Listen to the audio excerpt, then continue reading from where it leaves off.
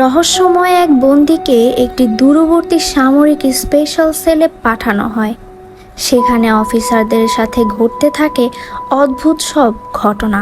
Interrogation room, একজন অপরাধী আর সকল অফিসার, কিন্তু যে ইন্টারোগেট করতে যায় সেই মৃত হয়ে ফেরে। একটার পর একটা ঝরেই যাচ্ছে প্রাণ। এক রাতেই যেন জেল পরিণত হয় নরকের মৃত্যুতে। এই সব কিছুর পেছনে কার হাত? কেনই বা হচ্ছে এরকম অদ্ভুত ঘটনা? হ্যালো ফ্রেন্ডস, দিস ইজ আনিয়া মুভি সেন্সের চ্যানেলে আপনাদের সবাইকে জানাই ওয়েলকাম।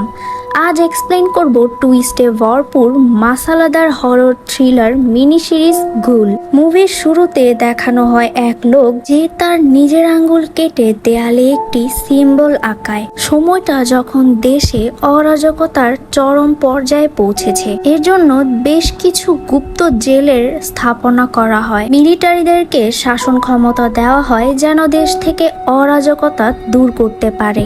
একটি সরকারি বিল্ডিং যেখানে অপরাধীদের আস্তানাতে মিলিটারিরা যায় অপরাধীদের ধরতে। বিল্ডিংটি অনেক অন্ধকার ছিল, কিন্তু এই অন্ধকারই যেন জানান দিচ্ছে আগাম বিপদের। মিলিটারিরা দেখে অন্ধকারের মধ্য থেকে একজন তাদের দিকে আসছে। মিলিটারি সেনারা লোকটিকে হাত উঁচু করতে বলে, কিন্তু লোকটি ফিসফিসিয়ে কিছু একটা বলছিল। মিলিটারিরা লোকটিকে শুট করার সিদ্ধান্ত নেয়, কিন্তু তাদের কমান্ডো বুদ্ধিমত্তার সাথে কাজ করে। লোকটির কাছে আসা পর্যন্ত অপেক্ষা করে। লোকটি কাছে আসার পর তার গায়ের চাদর সরালে দেখা যায় তার পেটে একটি সিম্বল আঁকা ছিল, যা মুভির শুরুতে দেখানো হয়েছে। সেনাদের মধ্যে একজন লোকটিকে জিজ্ঞেস করে আলী সৈয়দ কোথায়। লোকটি ইশারা করে ভেতরের দিকে দেখালে সবাই ভেতরে যায়। সেখানে আলী সৈয়দ একটি চেয়ারে বসেছিল। ক্যাপ্টেন সৈয়দের কাছে যায় চেক করার জন্য সে বেঁচে আছে কিনা। হঠাৎই তখন সৈয়দ ক্যাপ্টেনকে ধরে বলে তাকে ছেড়ে দিতে। এরপর সৈয়দ ক্যাপ্টেনের কানে ফিস ফিস করে কিছু একটা বলে। পর 1 মাস আগের সিন দেখানো হয়, যেখানে নিদা রহিম তার বাবা শাহনওয়াজ রহিমের সাথে একাডেমিতে যাচ্ছিল। নিদার বাবা বলে ওই লোকগুলো আমাদের বাড়ি থেকে বের করে দিয়েছে, সব বই পুড়িয়ে দিয়েছে। সরকারের ধারণা তাদের বই সব থেকে বেশি ক্ষতিকর, ধর্ম বিভ্রান্তির সৃষ্টি করে, জঙ্গিবাদ শেখায়। তখন নিদা দেখে তার বাবা বেশ কিছু বই গাড়ির পেছনের সিটে লুকিয়ে রেখেছে। নিদা বলে এটা সিডিসিয়াস লিটারেচার, যা আপনি করছেন তা রাষ্ট্রবিরোধী। নিদার বাবা বলে তারা যে আমাদের লোকদের তুলে নিয়ে যাচ্ছে সেটা কি ঠিক? উত্তরে নিদা বলে তারা যে লোকদের নিয়ে যাচ্ছে তারা কেউ মাসুম নয়। সরকার আমাদের ভালো চায়, আমাদের কমকে সবসময় শুধু খারাপ বিষয় শেখানো হয়। নিদা আর তার বাবার কথা শুনে এতটুকু বোঝা যাচ্ছে যে নিদার বাবা রাষ্ট্রের এমন ব্যবহারে হতাশ। তার কাছে এমনটা করা অন্যায়, অন্যায়কে সে একদম প্রশ্রয় দেয়নি। তাই রাষ্ট্রবিরোধী সাহিত্যের বই তার একমাত্র প্রতিবাদের অস্ত্র। কিন্তু নিদার ধারণা তার বাবার বিপরীত। নিদা মনে করে সরকার দেশের ভালোর জন্যই এমনটা করছে। কথা বলতে বলতেই গাড়ি থামে চেকপোস্টের সামনে। নিদার বাবা বলে ব্যাগে শুধু বই নয়, বরং লেকচারের নোটসও আছে। এমন কথা শুনে নিদা অপ্রস্তুত হয়। গার্ড রহিমের কার্ড দেখে গাড়ির তল্লাশি নিতে চায়। রহিম রাজি হয় না। গার্ড তখন রহিমকে ঘাড় ধরে গাড়ি থেকে নামায়। নিদা পরিস্থিতি স্বাভাবিক করতে তার আইডি দেখায়। এখান থেকে জানা যায় নিদা এনপিএস এর অ্যাডভান্স ইন্টারোগেশন একাডেমির একজন দক্ষ ট্রেনি। নিদার পরিচয় দেখে গার্ড তাদের কাছে ক্ষমা চেয়ে যেতে দেয়।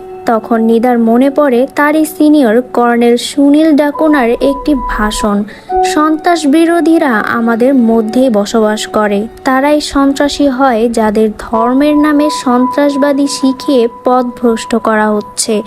তাই সবার কর্তব্য এমন চেতনা জাগানো লোকদের যেখানেই দেখা যায় তাদেরকে পুলিশের হাতে নিজ দায়িত্বে তুলে দেওয়া, সে পরিবার, বন্ধু, আত্মীয় স্বজন যেই হোক না কেন। এরপর নিদা দেশপ্রেমের কথা মাথায় রেখে তার বাবার বিরুদ্ধে কমপ্লেন করে। রাতে পুলিশ এসে রহিমকে মিনিস্ট্রি অফ ন্যাশনাল প্রোটেকশনে নিয়ে যায়। জিজ্ঞাসাবাদ করা হয় রহিমকে। রহিম বলে আমি কোনো অন্যায় করিনি, তাকে কেন আটক করা হয়েছে? কারণ জানাটা তার অধিকার। অন্যদিকে নিদা তার সিনিয়রকে বলে তার বাবা কি ঠিকমতো ফিরবে। উত্তরে সিনিয়র বলে তার বাবাকে কাউন্সিলিং করে সুস্থভাবে সঠিক পথে ফিরিয়ে আনা হবে, তবে সময় লাগবে। নিদা একটি কাগজে সাইন করে ইন্টারোগেশন রুমে ঢুকে বাবাকে বলে তাদের কথা মতো চললে সে ঠিক হয়ে তাড়াতাড়ি ফিরবে। নিদার বাবার বুঝতে আর বাকি থাকে না যে তার কোলে পিঠে করে আদর দিয়ে বড় করা মেয়েই পুলিশের কাছে তাকে ধরিয়ে দিয়েছে। এরপর গল্প আবারও ফিরে আসে বর্তমানে। নিদার বাবার থেকে বেশ কিছু গুরুত্বপূর্ণ তথ্য জানা গিয়েছে যা রাষ্ট্রের সুরক্ষার জন্য গুরুত্বপূর্ণ। নিদা এনপিএস এর খুবই দক্ষ একজন ট্রেইনি হওয়ার জন্য কর্নেলের নির্দেশে অ্যাডভান্স ইন্টারোগেশন সেন্টার মেঘদূত 31-এ অ্যাজ এ ইন্টারোগেটিং হেল্পার হিসেবে ডেকে পাঠানো হয়েছে। তখন কর্নেলের সাথে থাকা ইন্টারোগেটিং অফিসার লক্ষ্মীর ধারণা তার বাবা একজন সন্ত্রাসী, তাই নিদাও সন্ত্রাসের সাথে জড়িত কিনা সেই সন্দেহ আছে তার। কর্নেল লক্ষ্মীকে বলে নিদার একাডেমিক রেকর্ড ক্লিয়ার আর নিদার লয়ালিটিতে সে বিশ্বাসী। এরপর লক্ষ্মী নিদাকে জিজ্ঞাসাবাদ করে। লক্ষ্মী বলে এখানে যারা আটক আছে তাদের বেশিরভাগই তোমার ধর্মের লোক, তোমার ধর্ম কর্তব্যের মাঝে চলে আসবে না তো? উত্তরে নিদা বলে এরা সন্ত্রাসী, আমাদের ধর্মের মাসুম লোকদের হত্যা করা গুনাহ, এখানে যারা আছে তারা সবাই হত্যাকারী সন্ত্রাস। এরপর নিদাকে পুরো সেন্টারটি ঘুরিয়ে দেখানো হয়। সেন্টারের সব দরজা জানালা কালো ছিল, যেন কোনো কয়েদি সময়ের আন্দাজ করতে না পারে। সেন্টারটি নিউক্লিয়ার অ্যাটাক থেকে বাঁচার জন্য তৈরি করা হয়েছিল। এখানে 5 জন কয়েদি আর 12 জন এনপিএস সোলজার ছিল। কয়েদিদের জেলে যাওয়ার জন্য একটি দরজা ছিল। নিয়ম ছিল 3 সপ্তাহের বেশি কোনো কয়েদিকেই সেন্টারে রাখা যাবে না। এরপর নিদা আহমেদ নামের এক কয়েদিকে দেখে যাকে আলাদা একটি সেলে আটকে রাখা হয়েছে। কয়েদিরা যতক্ষণ পর্যন্ত বয়ান না দেয় ততক্ষণ তাদের আলাদাভাবে ট্রিটমেন্ট চলে। এরপর নিদাকে মেইন ইন্টারোগেশন চেম্বার দেখানো হয়। সেখানে নিদা ইন্টারোগেশন অফিসার মাথুর ও বাবলুর সাথে পরিচয় হয়। এরপর নিদা কর্নেলের সাথে দেখা করে। কর্নেল নিদাকে বলে কি জিজ্ঞেস করবে করো। নিদা বলে ট্রেনিং শেষ হতে এখনো 5 সপ্তাহ আছে, তাহলে তার পোস্টিং এখানে কেন? উত্তরে কর্নেল বলে তোমার ব্যাচের হাইয়েস্ট স্কোর করা পারফর্মার তুমি। তোমার বাবাকে ধরিয়ে দিয়ে তুমি সাহসিকতার পরিচয় দিয়েছো, যা কিনা অফিসার আর নাগরিকদের জন্য দুর্দান্ত উদাহরণ। আজ এখানে ইউনাইটেড পিপলস নামক সন্ত্রাস দলের লিডার আলী সৈয়দকে আনা হবে। যে 5 জন কয়েদি এখানে বন্দী তাদের নেতা আলী সৈয়দ। এরপর সেন্টারের সবাই ইন্টারোগেশনের প্রস্তুতি নেয়। নিদা আলী সৈয়দের করা সন্ত্রাসী কর্মকাণ্ডের ভিডিওগুলো দেখছিল। তখন সাইরেন বেজে ওঠে। কয়েদিদের মধ্যে আলোচনা শুরু হয়। কেউ বলে আলীকে ধরা অসম্ভব, যদি না সে কোনো প্ল্যানের জন্য নিজেকে ধরা দেয়। মুষলধারায় বৃষ্টিতে বাইরে দাঁড়িয়ে আছে সব অফিসাররা। কুকুরগুলো প্রচন্ড অশান্ত ভাবে ডাকাডাকি করছে। এরই মধ্যে পুলিশ ভ্যান এসে পৌঁছায়। কর্নেল ভ্যানের দরজা খুলতে বললে আলী সৈয়দ বের হয়ে আসে। আলী সৈয়দকে দেখে কুকুরগুলো অদ্ভুতভাবে শান্ত হয়ে যায়। সেন্টারে আলী সৈয়দের মতো ভয়ানক সন্ত্রাসী আগে কখনো আসেনি। আলীকে যাই প্রশ্ন করা হচ্ছিল সে কোনো উত্তর দিচ্ছিল না। কর্নেলের নির্দেশে আলীকে ইন্টারোগেশনের রুমে নিয়ে যাওয়া হয়। লক্ষ্মী নিদাকে বলে আলীকে মারার জন্য। নিদা আলীকে তার নাম জিজ্ঞেস করলে আলী নিদু বলে ডেকে ওঠে। আলীর মুখে নিজের নিকনেম শুনে চমকে ওঠে নিদা, কারণ নিদু নামে শুধুমাত্র তার বাবাই ডাকে। কর্নেল এসে সবাইকে বলে দেয় গভর্নমেন্ট থেকে নির্দেশ এসেছে 24 ঘন্টার মধ্যেই আলীর বয়ান নিতে হবে। আলীর রুমের টেম্পারেচার 45 ডিগ্রি করে দেওয়া হয়, সাথে লাউড মিউজিক যেন সে ঘুমাতে না পারে। অফিসারদের 4 ঘন্টার বিরতি দেওয়া হয়। রাতে সবাই ঘুমালে অদ্ভুতভাবে সেন্টারের সবাই ভয়ানক দুঃস্বপ্ন দেখে। কেউই ভালো করে ঘুমাতে পারেনি। নিদা স্বপ্নে তার বাবাকে গুলি করে মারতে দেখে। অন্ধকারে আলী দাঁড়িয়ে হাততালি দিচ্ছে। তখনই নিদার ঘুম ভেঙে যায়। খেতে বসে আশেপাশে থাকা সোলজারদের কথায় নিদা বুঝতে পারে শুধু সে একাই নয়, বরং তার মতো বাকি সবাই তাদের জীবনের অনুশোচনামূলক ঘটনাগুলোই স্বপ্নে দেখেছে। নিদার কাছে লক্ষ্মী এসে জিজ্ঞেস করে তুমিও কি কাল দুঃস্বপ্ন দেখেছো? নিদা বলে আলী ইন্টারোগেশনের সময় তার নিকনেম বলেছিল, যা শুধু তার বাবা বলেই ডাকে। আলী কিভাবে তার নিকনেম জানলো এ কথা কথা শুনে লক্ষ্মীর সন্দেহ আরো বেড়ে যায়। এমনিতেও লক্ষ্মী নিদাকে সন্দেহের চোখে রেখেছিল। এরপর হারিস, বিবেক আর নিদা আলীর ইন্টারোগেশন করার জন্য যায়। বাইরে থেকে অফিসাররা তাদের উপর মনিটরের মাধ্যমে নজর রাখছিল। আলীকে অনেক মারার পরেও সে কোনো উত্তর দেয় না। এরপরই হঠাৎ আলী বলে ওঠে, শোনো, একটি বাচ্চা কান্না করছে। বাইরে থেকে মনিটর করা অফিসাররা ভেতরের কোনো শব্দ শুনতে পারে না। হারিস, বিবেক আলীর মুখের কাছে যায়। তখন আলী বলে, আইডিয়াটা তোর ছিল, তাই না বিবেক? হঠাৎই আলীর চোখ দুটো কালো হয়ে যায়। পৈশাচিক এক ভয়ঙ্কর হাসি দিয়ে নিদাকে জিজ্ঞেস করে, আব্বু কেমন আছে? বাইরে মনিটরেও গ্লিচ দেখা দেয়, সাথে আবছা ভয়ানক এক অবয়ব। ভেতরে হারিস আর বিবেকের মধ্যে লড়াই শুরু হয়। তাদের দুজনের মধ্যে হাতাপাই শুরু হয়। হারিস বিবেকের বুকে ছুরি ঢুকিয়ে দেয়। নিদা আশ্চর্য হয়ে দাঁড়িয়েছিল। হারিসকে কয়েকজন অফিসার মিলে বাইরে নিয়ে যায়। হারিস চিৎকার করে বলছিল, আলী এসব কিছু কি করে জানলো? এরপর ইন্টারোগেশন রুমে কর্নেল আসে। বিবেক মারা যাওয়ার আগে বলে, স্যার, আমরা সবাই দোষী। অন্যদিকে আলী চুপচাপ সব দেখে যাচ্ছিল।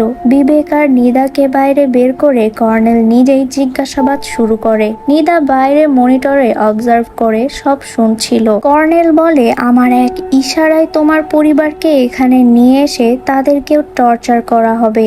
আলী তখন আরবি ভাষায় ফিসফিস করে কিছু বলতে থাকে। নিদা কয়েদিদের মধ্যে থাকা এক মৌলবীকে কন্ট্রোল রুমে নিয়ে এসে আলী যে ভাষায় কথা বলছিল এই সম্পর্কে জিজ্ঞেস করলে মৌলবী বলে আলীকে সে ছোটবেলা থেকে চেনে, কিন্তু আরবি ভাষা তো সে জানে না। আলী একটা কথাই বারবার বলছিল, কাজ শেষ হবে, পাপীদের পাপ মনে করিয়ে তাদের শেষ করতে হবে। মৌলবী নিদাকে বলে, কর্নেলকে বাইরে আসতে বলো। ঠিক তখনই আলী কর্নেলের বউ আর বাচ্চার ব্যাপারে বলতে শুরু করে। কর্নেল ফোনে তার বউয়ের সাথে ঠিক যা যা বলছিল হুবহু সেভাবে বলে যাচ্ছে আলী। কিন্তু প্রশ্ন হলো, আলী কি করে এসব জানতে পারলো? কর্নেল প্রচন্ড রেগে যায়। দুটি ওয়্যার নিয়ে আলীর মুখের ভেতরে দিয়ে ইলেকট্রিক শক দেওয়া হয় আলীকে। ইলেকট্রিক শকের মাত্রায় পুরো সেন্টারের পাওয়ার কাট হয়ে যায়। সিসিটিভি বন্ধ হয়ে যায়, কিন্তু স্পিকার তখনও অন ছিল। তখনই স্পিকারের শব্দ আসে, নিদু। নিজের নাম শুনে চমকে ওঠে নিদা। দৌড়ে যায় ইন্টারোগেশন রুমে। লাইটের আলোতে দেখে আলীর নিস্তেজ দেহ পড়ে আছে রুমের দরজা লাগিয়ে পেছনে ঘুরেই দেখে আলীর দেহটি আগের জায়গায় নেই। লাইট ঘুরিয়ে দেখে রুমের এক কোনায় উল্টো দিকে মুখ করে ঘুরে আছে আলী। কাঁপা কাঁপা হাতে আলীর দিকে এগিয়ে যায় নিদা। আচমকা আলী এক ভয়ঙ্কর রূপে চিৎকার দিয়ে তেড়ে আসে নিদার দিকে। নিদার হাত থেকে টর্চ পড়ে যায়। রুমটি আবার পুরোপুরি অন্ধকার হয়ে যায়। নিধা একটি স্টোভ চালিয়ে আগুনের আলোতে আলীকে খোঁজার চেষ্টা করে, কিন্তু আলীকে কোথাও না দেখা গেলেও ভয়ঙ্কর গোঙানির শব্দ শোনা যাচ্ছিল। পেছনে ঘুরতেই নিদার সামনে আসে আলীর ভয়ঙ্কর রূপ।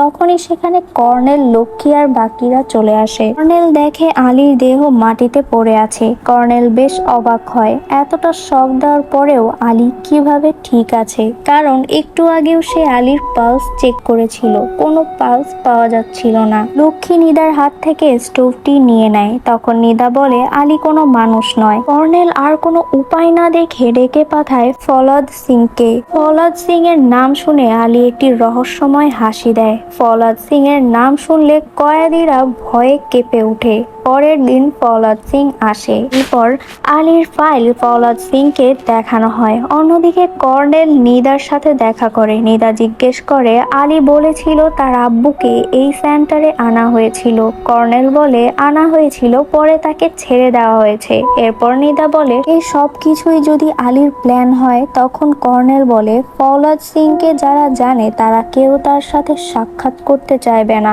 সিন শিফট হয়ে আসে ইন্টারোগেশন রুমে। আলীর মুখে এক পৈশাচিক হাসি। ফওলাদ সিং রুমে এসে আলীর ওপর টর্চার শুরু করে দেয়। অন্যদিকে নিদার মনে অনেক প্রশ্ন, তাই সে মৌলভীকে চাপ দিয়ে আলীর ব্যাপারে জিজ্ঞেস করে। আর এখানেই সামনে আসে ভয়ঙ্কর কিছু তথ্য। মৌলভী বলে ওই সেলে যে আছে সে কোনো মানুষ নয়, সে ঘুল। ঘুল হচ্ছে এক প্রকার মানুষকে জিন। মানুষ নিজের রক্ত ব্যবহার করে একটি বিশেষ চিহ্নের মাধ্যমে নিজের আত্মার সওদা করে ঘুলকে ডেকে আনে। ঘুলের সব থেকে বড় অস্ত্র হলো সে মানুষের মতো দেখতে। ঘুল যাকেই কামড়ে দেয় নিজের রূপ বদলে তার মতো রূপ ধারণ করতে পারে। ঘুল মানুষের পাপকে ব্যবহার করে ভেতর থেকে শেষ করে দেয়, তার মাংস চিবিয়ে খায়। এরপর নিধি প্রশ্ন করে ঘুলকে তাহলে কে ডাকলো, নাকি এই কয়েদিদের মধ্যেই কেউ ঘুলকে ডেকে এনেছে। অন্যদিকে হেডকোয়ার্টার থেকে কর্নেলের কাছে ফোন আসে। কর্নেল বলে এখানকার ফোন কমিউনিকেশন ডাউন, সাথে হারিসের মৃত্যুর খবরও দেয়। হেডকোয়ার্টার থেকে বলে এর থেকে বড় ঘটনা এখানে হয়েছে। আলীর ক্ষতবিক্ষত বডি পাওয়া গেছে, যা দেখে মনে হচ্ছে কেউ চিবিয়ে খেয়েছে। ডিএনএ টেস্টের মাধ্যমে লাশ শনাক্ত করা হয়েছে। এই নিউজ শুনে কর্নেল একদম চমকে যায়। যদি আলী মরে গেছে তাহলে এখানে যে আছে সে কে? ততক্ষণে আলীর রূপ ভুলে পরিবর্তন হয়ে ফওলাদের ওপর ঝাঁপিয়ে পড়ে। ফওলাদের ভয়ানক চিৎকারে পুরো সেন্টার যেন কেঁপে ওঠে। নিদা বাইরে থেকে দেখে ফওলাদকে সেল থেকে বেরিয়ে আসতে। একে একে সবগুলো সেল খুলে দিয়ে কয়েদিদের মুক্ত করে দেয় ফওলাদ। নিদা ইন্টারোগেশন রুমে গিয়ে দেখে ঘুল ফওলাদকে মেরে তার বুক চিরে উল্টো করে ঝুলিয়ে রেখেছে। পাশে পড়ে আছে ছিন্ন হওয়া মাথা, অর্থাৎ ঘুল ফওলাদকে মেরে তার রূপ নিয়েছে। তখনই ঘুল নিদাকে দেখে তার দিকে এগিয়ে আসতে থাকে। নিদা অ্যালার্ম অন করে দেয়, দৌড়ে সিঁড়ি দিয়ে উপরে উঠে প্রিজনের এন্ট্রান্সে পৌঁছে। দরজার অপর প্রান্তে কর্নেল ঠিক সময় দরজা খুললে নিদা কোনো মতে প্রাণে বেঁচে যায়। নিদা ভীত হয়ে বলে ঘুল ফওলাদকে মেরে তার রূপ নিয়ে সব কয়েদিদেরকে ছেড়ে দিয়েছে। এরপর সবাই নিচে যায় দেখতে সেলগুলো খোলা, আলী সহ বাকি কয়েদিরাও উধাও। কিন্তু আহমেদ তখনও সেলে বন্দি ছিল। ফওলাদের লাশ দেখে সবার যেন রূহ কেঁপে ওঠার মতো অবস্থা। নিদা প্রত্যেকটি সেলে তল্লাশি করছে এটা জানার জন্য যে কোন কয়েদি ঘুলকে ডেকে এনেছে। তল্লাশি চালানোর পর নিদা কোথাও কিছু না পেয়ে আহমেদকে সন্দেহ করে। তখনই সেখানে লক্ষ্মী এসে নিদাকে দোষারোপ করে নিদার বাবা দেশদ্রোহী ছিল, তাই সে প্রতিশোধ নিতে এখানে এসেছে। সব কয়েদিদেরকে ছেড়ে দিয়েছে। কর্নেল লক্ষ্মীর বিপরীতে কথা বললে লক্ষ্মী কর্নেল আর নিদাকে বন্দি বানায়। নিদাকে আহমেদের সাথে সেলে আটকে রাখে। তখন নিদা দেখে সেলের ভেতর বাকি কয়েদিরাও আছে। নিদা নিজেকে রক্ষা করতে আহমেদের গলায় ভাঙা বোতল রেখে সবাইকে তার থেকে দূরে যেতে বলে। মৌলভী বলে আহমেদ আমাদের গ্রুপের কোনো মেম্বার নয়, সে তো চা বিক্রেতা। যখন তাদেরকে ধরে নিতে এসেছিল আহমেদ তখন চা দিতে এসে আমাদের সাথে আটক হয়। নিদা বলে আহমেদই ঘুলকে ডেকে এনেছে। নিদা আহমেদকে সত্যি কথা বলতে বলে। মৌলভী তখন বলে ওঠে হারিস আর বিবেক আহমেদকে মেরে সত্যি বের করার অনেক চেষ্টা করেছিল, কিন্তু আহমেদ কিছুই জানতো না। তখন আহমেদের স্ত্রী আর ছেলেকে আহমেদের সামনেই হত্যা করা হয়। সেই থেকে আহমেদ কথা বলার শক্তি হারিয়েছে। এরপর নিদা আহমেদকে ছেড়ে দেয়। রুমের দেয়ালে গুলির চিহ্ন দেখে নিদা বুঝে যায় এখানে কয়েদিদের মারার জন্য আনা হয়। তার আব্বুকেও এখানে আনা হয়েছিল, যেমনটি সে স্বপ্নে দেখে। নিদা তার কর্তব্য মনে করে পুলিশের কাছে তার আব্বুকে ধরিয়ে দিয়েছিল। ভেবেছিল ভয় দেখিয়ে তাকে ছেড়ে দেওয়া হবে। নিদা নিজের বাবার সাথে করা এমন অন্যায়ের জন্য নিজের কাছে অনুতপ্ত হয়। তখনই অফিসাররা সেলে ঢুকতে চাইলে কয়েদিরা দরজার সামনে বিভিন্ন জিনিস দিয়ে আটকিয়ে দরজা ব্লক করে দেয়। অন্যদিকে দুইজন অফিসার পাশের একটি রুমে গিয়ে দেখে আধা চিবিয়ে খাওয়া লাশ। অফিসার লক্ষ্মীকে ইনফর্ম করলে সেলের ভেতর থেকে সবাই লক্ষ্মী আর অফিসারের কথা শুনছিল। লক্ষ্মী জিজ্ঞেস করে লাশটি কার। অফিসার বলে চেহারা শনাক্ত করা সম্ভব নয়, তবে লাশটির পরনে কয়েদির পোশাক। একথা শুনে সেলের ভেতরে থাকা কয়েদিরা একে অপরের উপর সন্দেহ করতে থাকে, কারণ তাদের মধ্যে কেউ একজন ঘুল ছিল। এরপর নিদা ডেড বডি চালানোর একটি চুলা দেখে ভেতরে গিয়ে চেক করে। উপরে যাওয়ার রাস্তা খুঁজে পেয়ে বাইরে এসে আহমেদকে উপরে যেতে বলে। অন্যদিকে অফিসাররা লাশের পাশে চোখ বাঁধার পট্টি পায়, যেমনটি মৌলভীর চোখে বাঁধা থাকতো, অর্থাৎ লাশটি মৌলভীর। সেলের মধ্যে থাকা মৌলভী আসলে রূপধারী ঘুল। ততক্ষণে মৌলভী ঘুল রূপে পরিণত হয়ে কয়েদিদের ওপর হামলা করতে থাকে। একে একে সবার মাংস চিরে খেতে শুরু করে। বাইরে থেকে কয়েদিদের ভয়ানক চিৎকার অফিসাররা শুনতে পাচ্ছিল। সুযোগ বুঝে নিদা আহমেদকে নিয়ে চিমনি দিয়ে উপরে উঠছিল। আহমেদ নিদাকে উপরে উঠতে সাহায্য করছিল। হঠাৎই ঘুল নিদার পায়ে কামড় দিয়ে তাকে টেনে নিচে নামিয়ে নেয়। আহমেদ ভয় পেয়ে যায়। কিছুক্ষণ পর নিদা উপরে উঠে আসে। ততক্ষণে সব অফিসাররা সেলে পৌঁছে যায় আর সেখানে নিদাকে দেখা যায়, কিন্তু নিদা তো আহমেদের সাথে। তাহলে অফিসারদের সামনে কে? লক্ষ্মী নিদাকে আহমেদের কথা জিজ্ঞেস করলে নিদা বলে আহমেদ পালিয়েছে আর বাকি কয়েদিদের ঘুল মেরে দিয়েছে। ঘুলের কথা শুনে লক্ষ্মী প্রচন্ড রেগে যায়। নিদাকে সে মারতে থাকে। নিদার গলায় ছুরি ঠেকিয়ে আলীর ব্যাপারে জিজ্ঞেস করতেই নিদা তাকে কাছে আসতে বলে। লক্ষ্মী যেই মাথা নিচু করে তখনই নিদা লক্ষ্মীর কান কামড়ে ছিঁড়ে দেয়। নিদা লক্ষ্মীকে জিজ্ঞেস করে কেন সে তাকে দেশদ্রোহী প্রমাণ করতে চাইছে। উত্তরে লক্ষ্মী জানায়, শুরুতে যখন অফিসার আলীকে প্রথম ধরেছিল তখন আলী অফিসারদের কানে নিদার নাম বলেছিল। নিদা কর্নেলকে জিজ্ঞেস করে তাকে তারা এখানে ব্যবহার করার জন্য নিয়ে এসেছে কিনা। লক্ষ্মী পেছন থেকে নিদাকে মারতে আসলে কর্নেল গুলি করে লক্ষ্মীকে মেরে ফেলে। এরপরই উন্মোচন হয় মুভির বড় একটি রহস্য। ঘুলকে অন্য কেউই নয় বরং নিদার বাবাই ডেকেছিল। কর্নেল বলে ইন্টারোগেশনের সময় তার বাবা একটা কথাই বারবার বলতো, রক্ত দিয়ে সওদা করতে হবে।